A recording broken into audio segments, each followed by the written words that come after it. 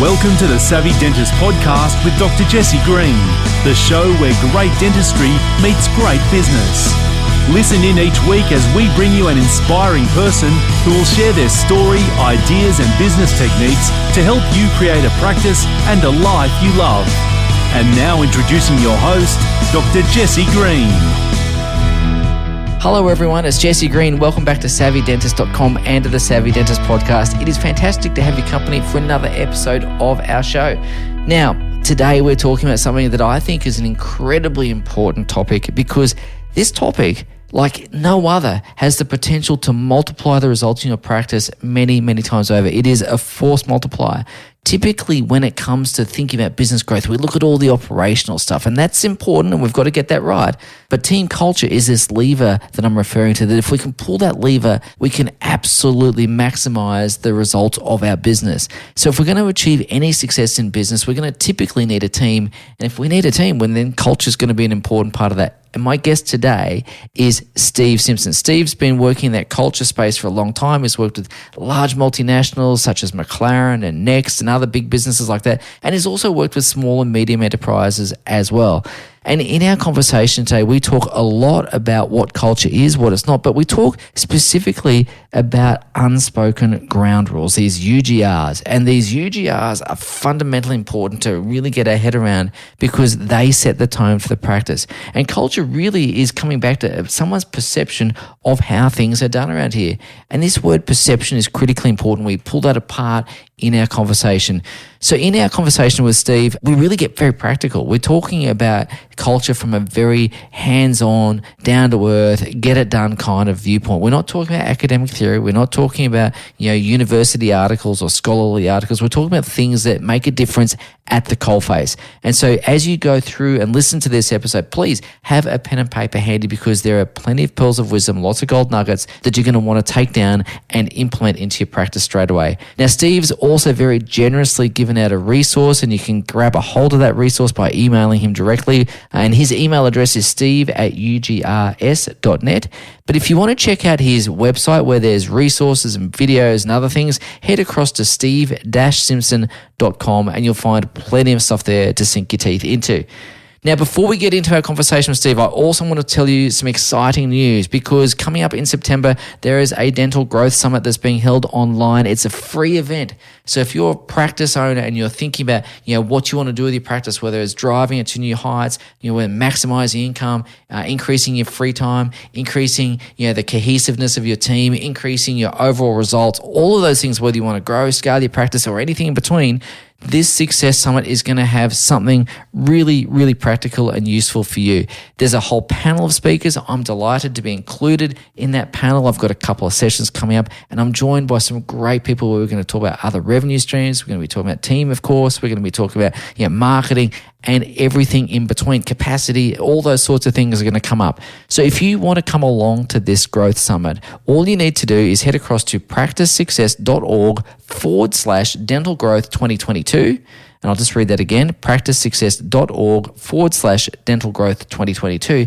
Come along and register. It's totally free and we're going to have a great conversation there. And again, as always, bring pen and paper to that too because there'll be plenty of things to take away from there that's going to really drive your business into the future and help you achieve your very best results. So please do register for that. Now, but let's get into our conversation with Steve. I hope you enjoyed this conversation as much as I enjoyed recording it. Here's Steve Simpson.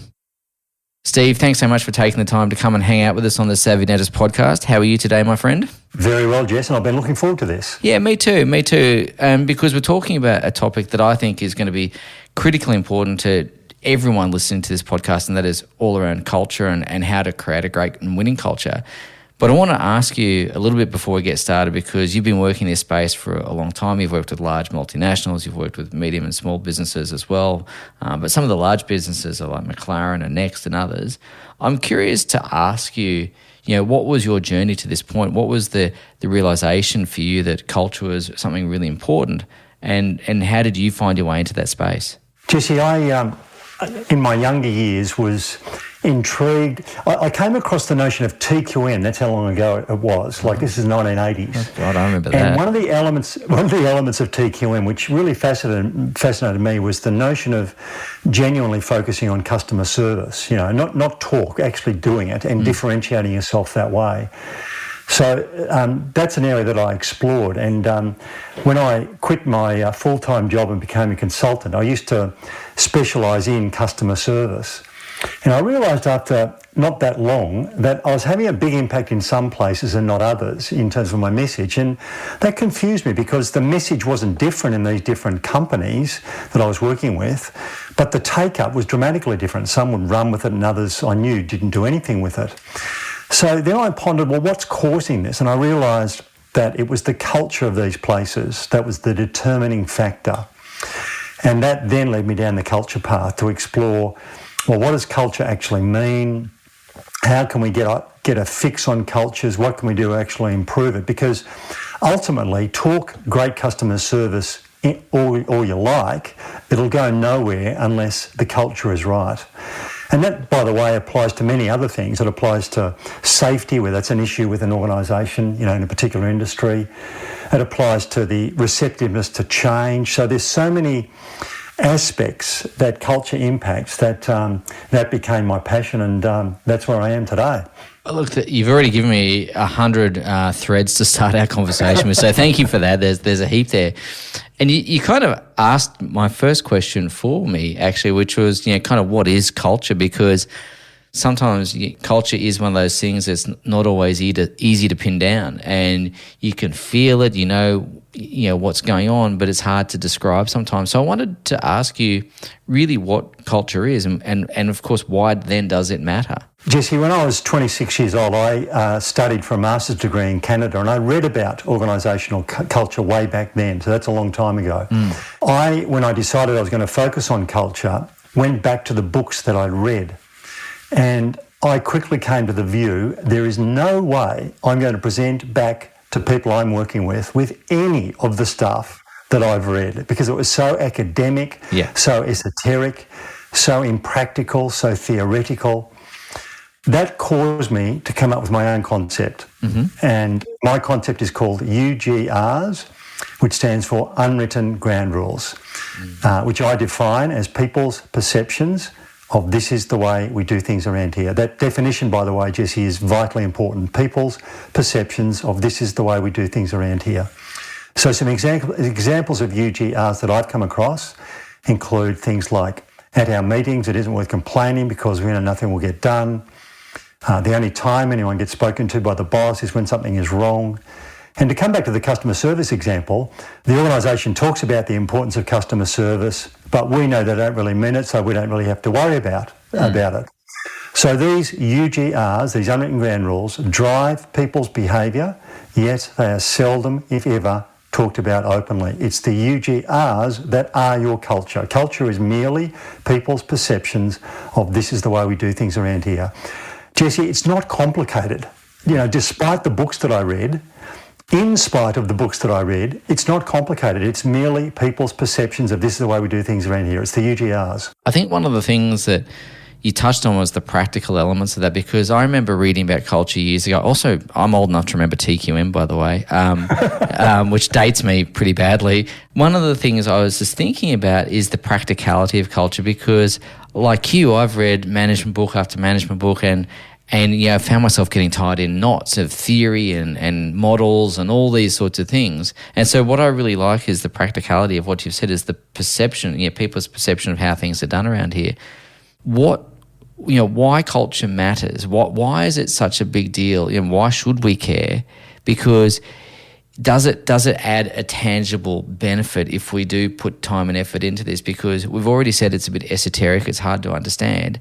So what's the value in going through the thought exercise or the discipline, something that's simple but not easy, to get this culture thing right? Yeah, it's a really good question, Jesse. And we did some research a while back, and I'll be honest with you, we stumbled on this question. But now, whenever I get in front of leaders, I'm keen to ask this question. In fact, leaders and staff, I'm keen to ask this question. The question we asked in our research was, if the culture of your workplace was to become as good as it realistically could, how much improvement would there be on people's performance/productivity? Now, in our research, we gave people a sliding scale. Started at 0. 0 is a legitimate answer. You might think the culture now, realistically, is as good as it's going to get. So 0 is a legitimate answer. And then we gave people a sliding scale, 10%, 20, and then up to 100 and 100% plus. Whenever I get the chance now, I'll ask this face-to-face, or since COVID, Zoom to Zoom, or team to team. I remain gobsmacked at the responses that I get from leaders. A few weeks back, Jesse, I was in Sydney and I was working with the leaders in one company, which is, by the way, doing very, very well. It's a very successful company. And I asked the leaders that question. And the average that the leadership team gave, because I whiteboarded each individual's response to this, give me a percentage. Yep. The average was 80%. That's 80. Wowzers. Now, I said to them, let's presume you're wildly over-optimistic. Let's halve it. Would you take it? Like, through what other initiative could you possibly gain performance improvement of that magnitude? And Jesse, I don't want to go on too long, but one of the things that I think characterises teams and organisations that are genuinely able to sustain a focus on culture and differentiate themselves with culture is a leadership team that is in a constant state of unease with where they're at and a desire to get better. And I worked with Kmart over 8 years, and the Kmart story is remarkable. They had literally lost money for 10 years in a row. Not many people realise this. Wesfarmers purchased it, put in place a new leader, Guy Russo, the best leader I've ever met. He had a passion for culture and UGRs, and they had a toxic culture at Kmart and completely turned it. Now they're making $500 million in profit, not solely due to culture. Let's be honest here. There was a number of other initiatives, but that was one of the key change platforms, turning 180 degrees their culture. 3 or 4 years in, when they turned their culture, I said to the guys in the Kmart leadership team that question: if the culture of your workplace was to become as good as it realistically could, how much improvement would there be on people's performance? Even at that point, they came up with an average of 40%, 40. So that taught me something I think that's really important, and that is we've, as leaders, got to have a constant state of unease with where we're at. I guess it's the reverse to being complacent. We've got to stop. We've got to resist being complacent and continually fight for something even better than what we've currently got, because there's enormous benefits that flow from this. Firstly, before we get into how to create a great culture, how does a toxic culture, or a poor culture at least, come to be? Is it just through benign neglect, or is it what trips people up? How do you end up in that place? Well, you see, I think there's a key question that every leader needs to consider, and that is, are our current UGRs, or to paraphrase that, is our current culture a function of luck or chance, or is it by design? My view is that in the vast majority of cases, despite the fact that many leaders say that culture is important, blah, blah, blah, they're leaving it to luck or chance. Why? Because in most cases, and I honestly believe it's most, despite leaders feeling and knowing that their culture is not as good as it could be, they actually don't know what to do about it. Because it's hard to get your hands on, it's hard to grasp, it's hard to put the right language to this, And by the way, I think that's where UGRs has a huge part to play. It gives language and structure to understanding and improving the culture. So, the short version is, Jesse, I would say it's benign neglect. And it's easier to stay busy on other things. There's always issues to be resolved. I mean, that's the job of leaders, isn't it? It's to fix problems, Yep. And that can become overwhelming and totally time-consuming. So it's easier to focus on the operational stuff that we know than to focus on what might appear to be a very soft, even, touchy-feely thing like culture, which is how it's viewed by many people, because they haven't understood the business case for culture. And that's a key thing. And that's why I share that research question. We've got to understand there is a genuinely solid business case for culture. Look, one of the things I'm thinking about here is, you're right, culture is sometimes hard to pin down. Sometimes I think of it as like trying to catch a fish barehanded, you just kind of feel like you're just about to grab it and it slips through your fingers a little bit. I've worked in organisations where there's been great culture, and I've worked in organisations where there's been lousy culture, and I understand the challenges and difficulties that go into consciously and deliberately trying to create a positive culture.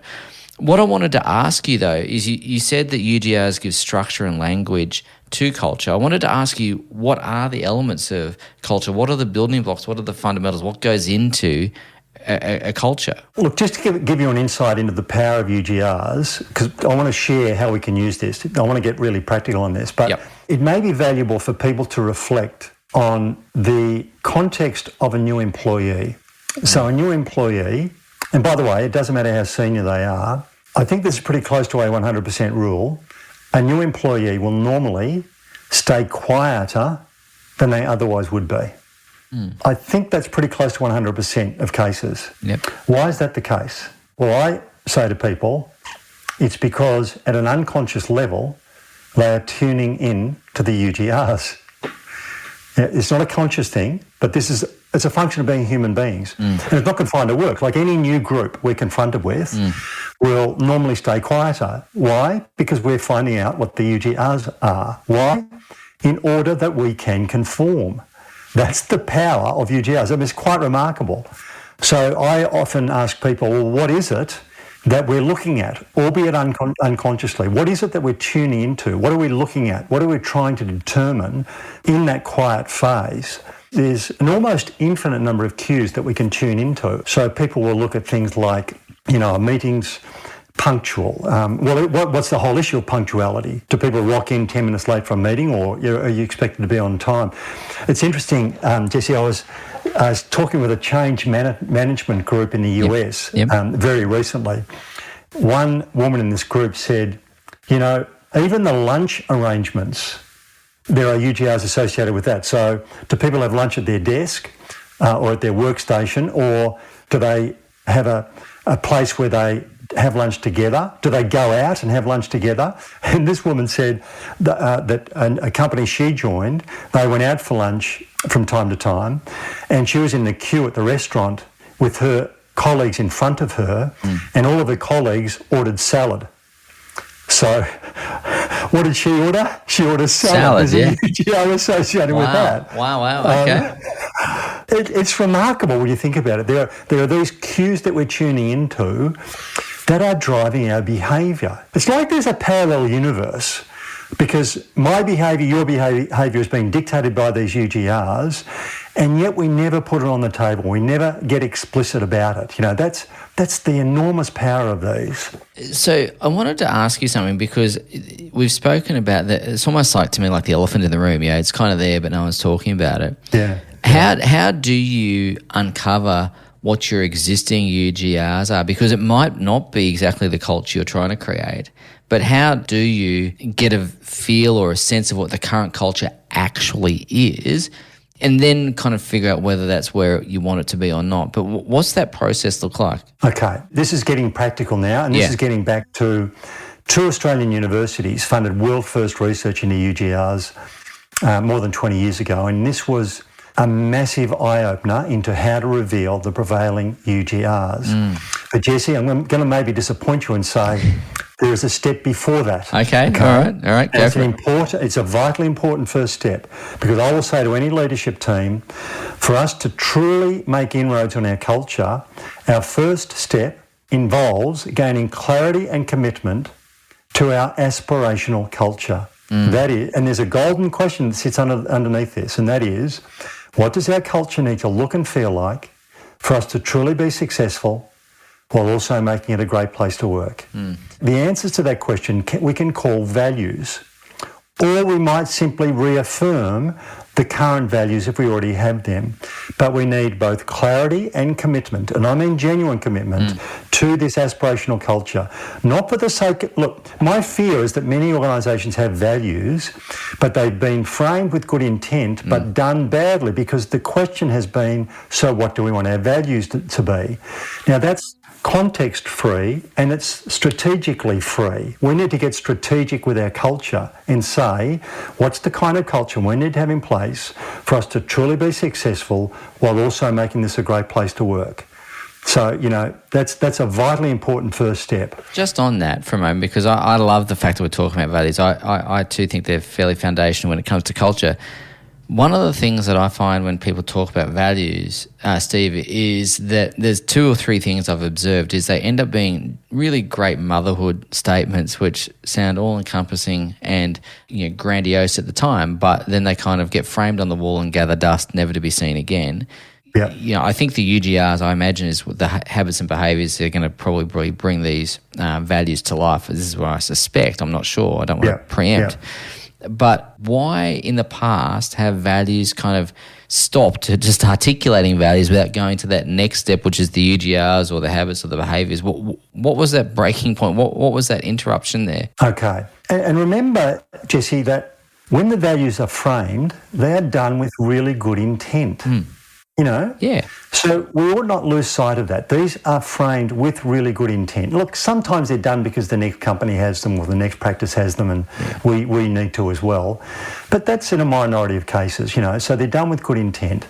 This is really, really important, okay? Now, this happened long ago enough for me that I can name the organisation in this case, okay? Yep.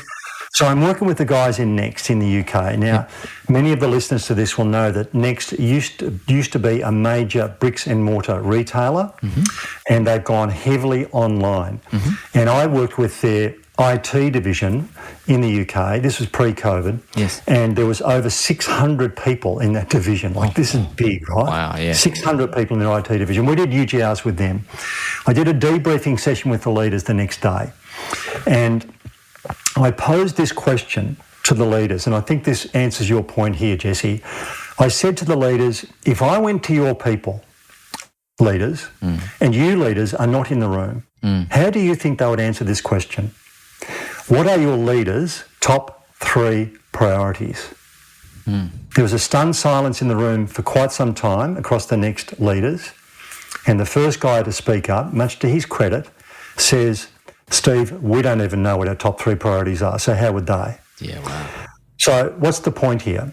Do we want culture or people or values or a synonym of those words to be a top 3 priority? Because you know what? If it's not, then put the values on the wall, but they will gather dust. They will not. There will be no traction on that. And I think that's the answer. That is culture or values or people or a synonym of those words a genuine top 3 priority of the leaders? I used to think top 5, but no, it's got to be top 3 or it's not a priority. If it is, then it will gain the values will gain traction. There's another company that I work with, they call their values the North Star. Now, that's good, isn't it? Yeah. I really like the imagery behind that, because our values and our culture ought to be our North Star, and we've got to be serious about this or not. We've got to make that decision. You mentioned that before we understand the prevailing value, the prevailing UGRs, we've got to get clear about what our values are and to be conscious of that and elevate that and to make them real. So just to come back to understanding how to articulate the prevailing UGRs, what's that look like? Okay, so now we get to the real practical stuff. This is where we lean on the outcomes from research undertaken by 2 Australian universities more than 20 years ago, where we unearthed a way to find out what the current UGRs are, okay?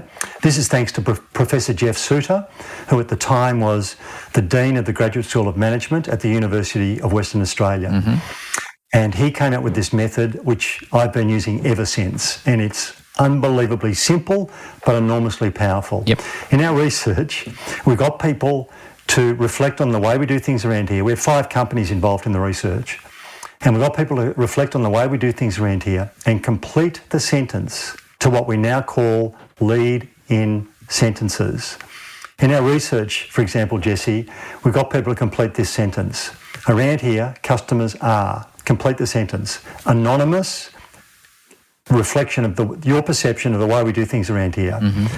We were amazed at what came back. We literally had responses like, our customers are a pain in the arse. I kid you not. Oh, wow. One person wrote, and this is word for word true, around here customers are an interruption to my working day. I kid you not. We literally had those words. Oh, gosh. It was a revelation, because each of these organisations had wonderful documentation proclaiming their commitment to customer service, right? What a load of rubbish if they're the prevailing UGRs. Wow. So we realised at that time that we had stumbled across this incredibly simple but powerful method of unearthing the UGRs. And what we've got a bit smarter since that time. And we don't just do random lead-in sentences now. What we do is we craft them to link back to the values, our aspirational culture. So if we have a value of respect, for example, we'll get people to complete the sentence, around here, people are treated. Complete the sentence. Okay. If we have a value of constant improvement, we'll get people to complete the sentence, around here, when someone comes up with a new idea. If we have a value of accountability, around here when someone says they'll do something. Now, all of those lead-in sentences are up for grabs. We can edit, modify, whatever. We craft them so that the organisation we're working with is comfortable with the lead-in sentence that we craft. And when we do this online, we do something really nifty, because in addition to having a free-range text box, next to the text box, we get each person to self-categorise their response as having a positive, neutral or negative impact on the organisation overall. So if somebody writes, around here, people are treated like school children, they'll tick the negative box. Around here, people are treated with respect and dignity, they'll tick the positive box. So now we've got two forms of data. We've got a quantitative, a percentage breakdown of positives, neutrals and negatives for each of those lead-in sentences, self-categorised, plus, and this is where the richness is, we've got the qualitative, which is the words that people write, bunched into groups of positives, neutrals and negatives. It makes for a gobsmackingly interesting report, Jesse. Wow.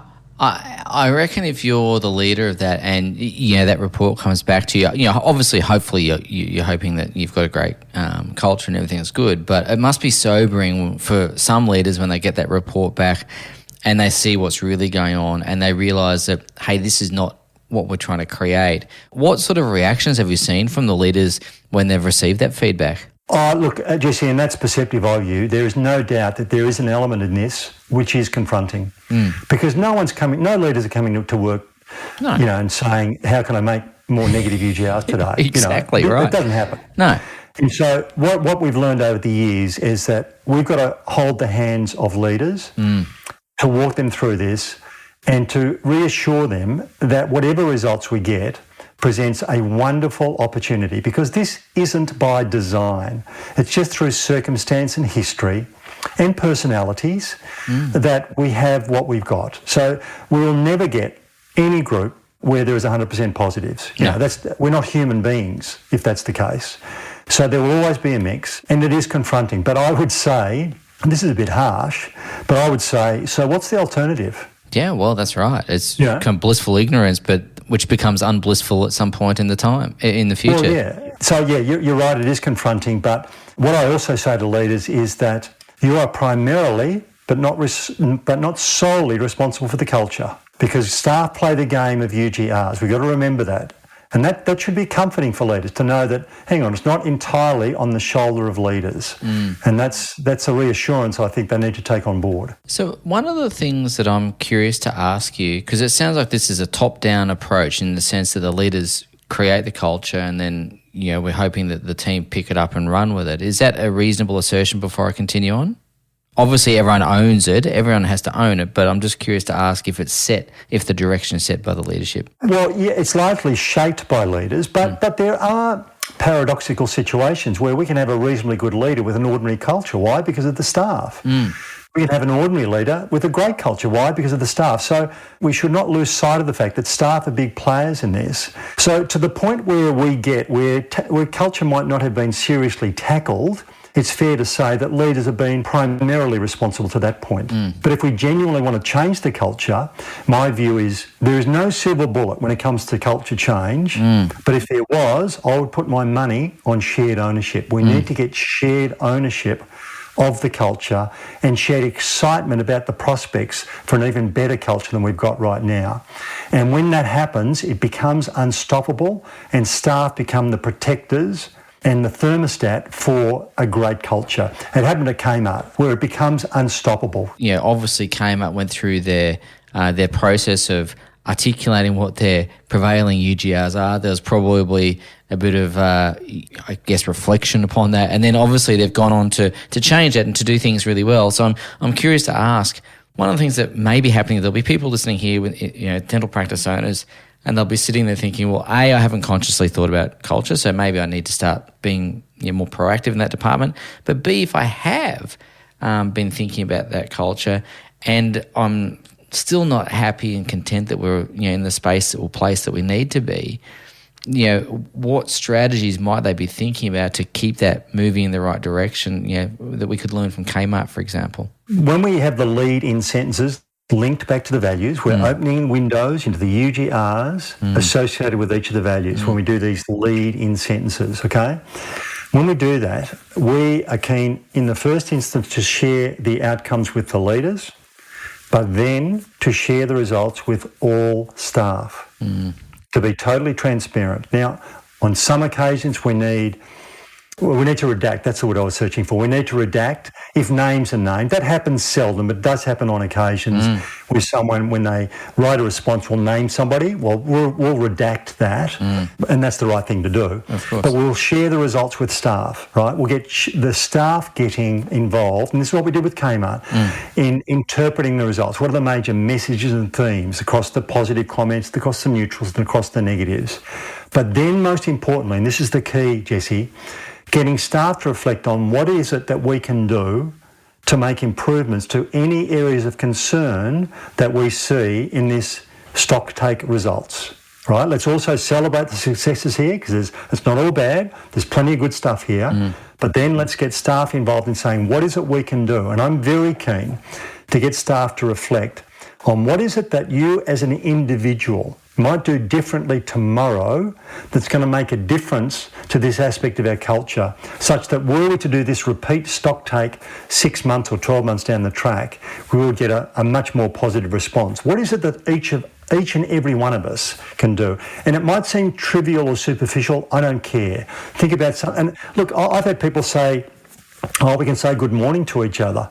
Well, yeah, there's a good idea. Write that down, The sum total of what might seem trivial or superficial can sometimes result in quite profound changes to the culture. Sometimes when I'm talking to people, we talk about this grid that I talk about called the performance culture matrix, where, people are either good performers or not, or they're a culture fit or not. My question for you is, once you've articulated that great culture and you've defined it, you've gone through this exercise, what can we do and all the rest of it, do you think that people who are not a culture fit can become a great culture fit? Obviously, there's got to be a willingness to do that. Or do you kind of feel like if there's a values mismatch or something like that, then never the twain shall meet? I'm just curious to ask about those people. Yeah, it's a really good question, Jesse. Because they keep us awake at night, basically. Yeah, this is a bit left field. Yeah. I'm coming from an uneducated point of view when I say this. Yes.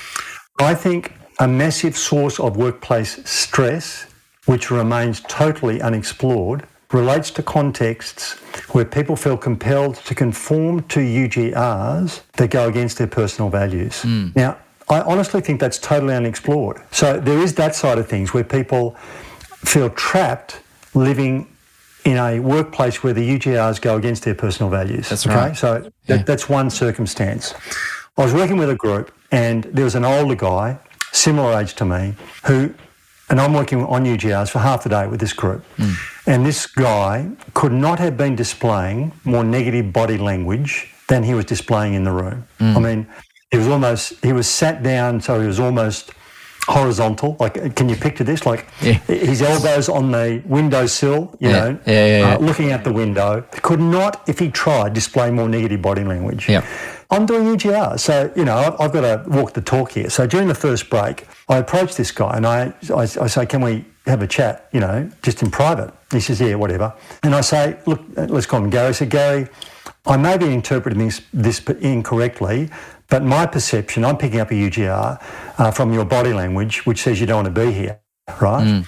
Have I got that right? And he said, well, yeah, you're 100% right. And then we had a bit of a conversation, and there was a turning point in our conversation, because I said to Gary midway through our conversation, so Gary, have you always been this way? And he stopped at that moment and said, do you know what, Steve?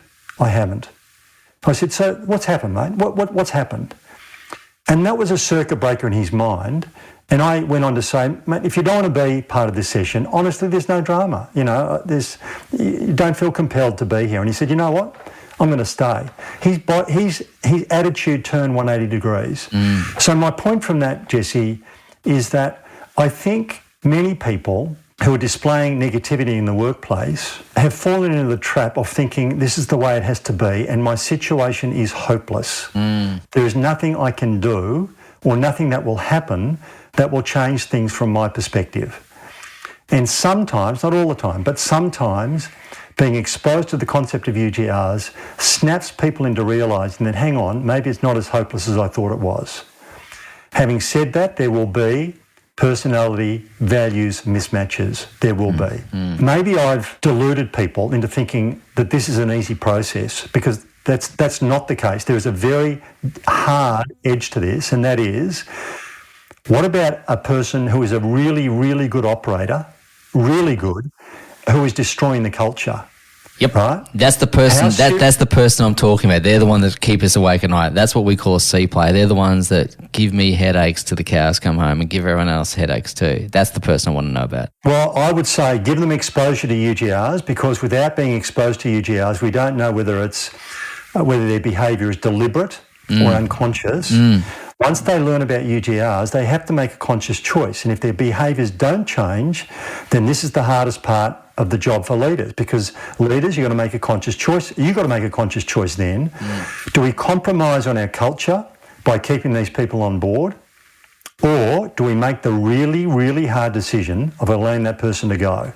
If you decide to retain that person, you are creating a UGR. And the UGR is culture's not the most important thing around here. Yep. This is hard edge, and it's made even further complicated, Jesse, because look, I'm learning that there's a global phenomenon nowadays. It's global, and I don't know why, but there's staff shortages in every first world country right now. So the prospect of letting these high performer, culture toxic people go is even more scary, because where do you get a replacement from? It's tough. That's the conundrum. That is the business owner's conundrum in 2022 as we're recording this, and probably for some years to come. I really appreciate you unpacking that. Can I go back to something you spoke about a little earlier, just because there's something, I've got an open loop in my mind. I just want to make sure I close the loop, if that's cool. I got a couple of hundred open loops in my mind. Yeah, fair enough. So my open loop is going back to the definition, which was people's perception of how we do things around here.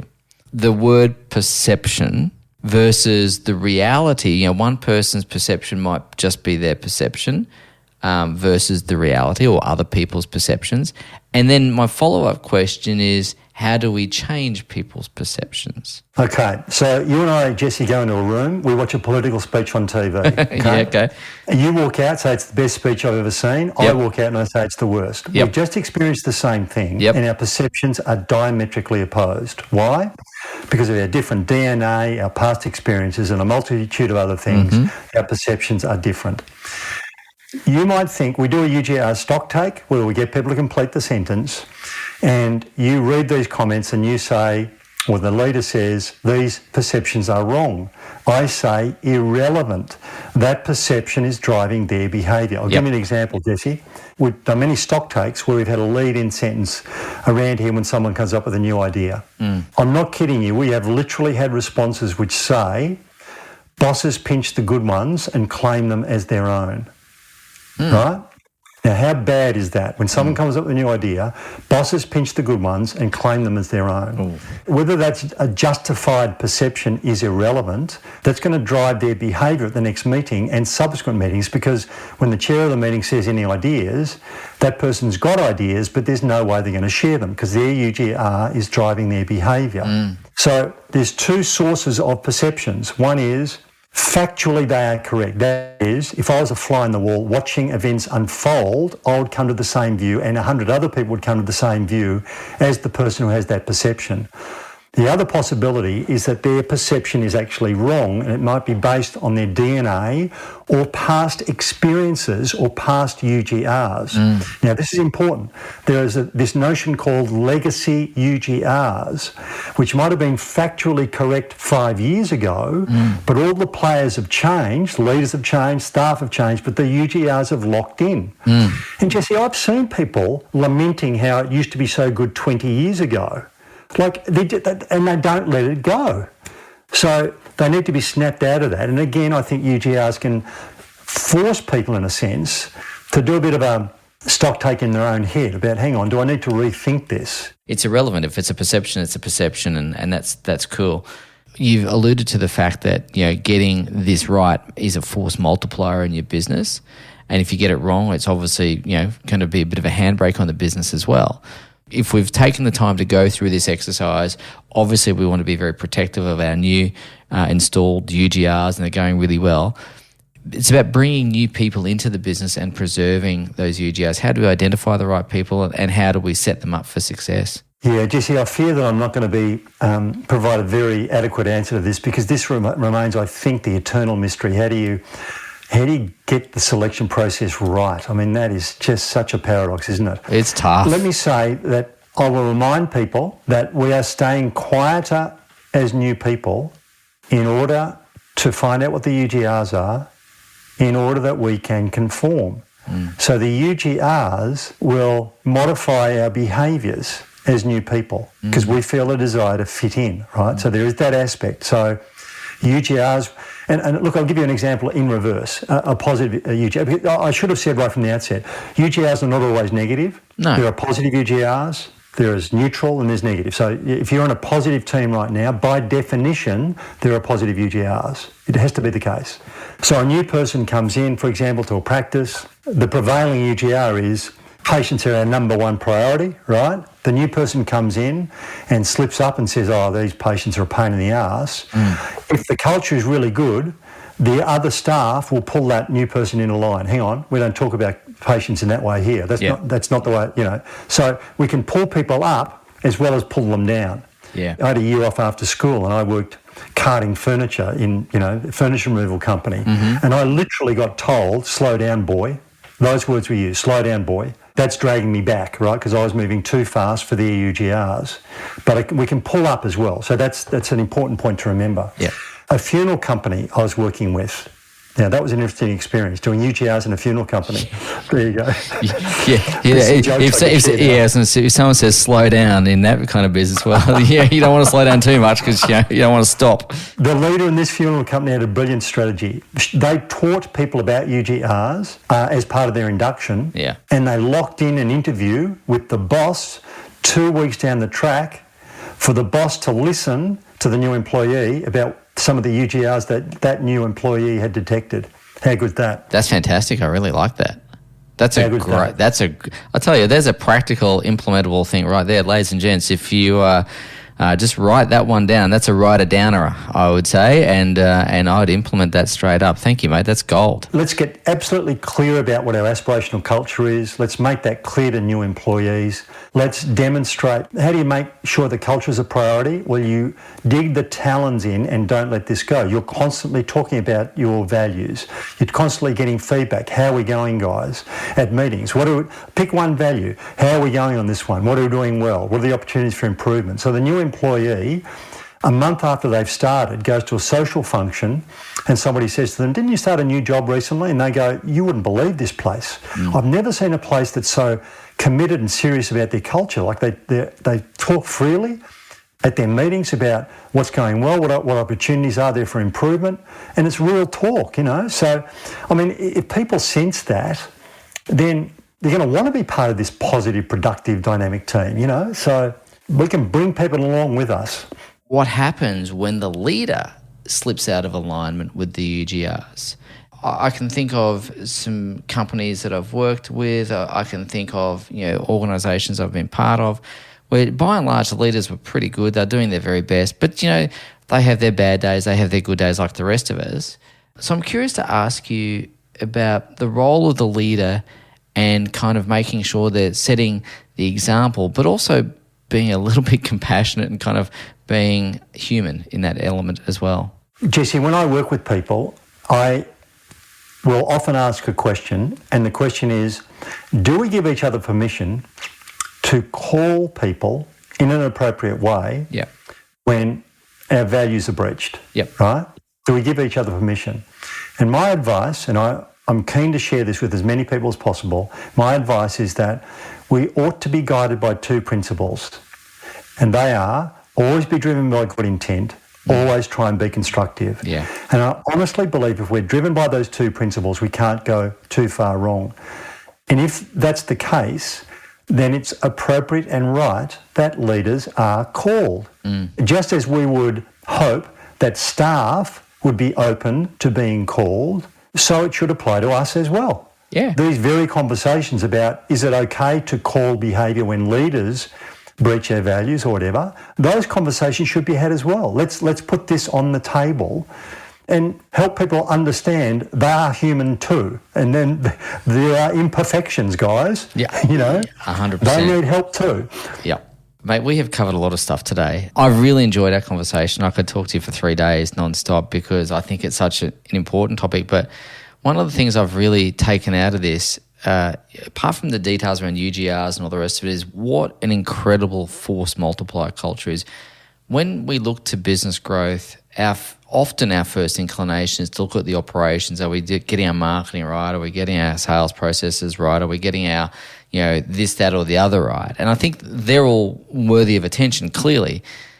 But the culture piece, the fish that's hard to catch in your hands is worth pursuing and it's worth getting right, because if we look at this, and you said at the beginning, if we get this right, it could have an uplift in our business of 40% or 80%, whatever the numbers are, if the culture operates as well as it could reasonably be expected to. And I think that's a huge force multiplier. So for everyone listening to this, I'd really encourage you to embrace Steve's words and his work. And if you want to get some more information from Steve, I know he's got a PDF. And Steve, you're happy for people to email you to get a copy of this resource? 100%, Jesse. Yeah, steve@ugrs.net is my email address. So it's steve@ugrs.net.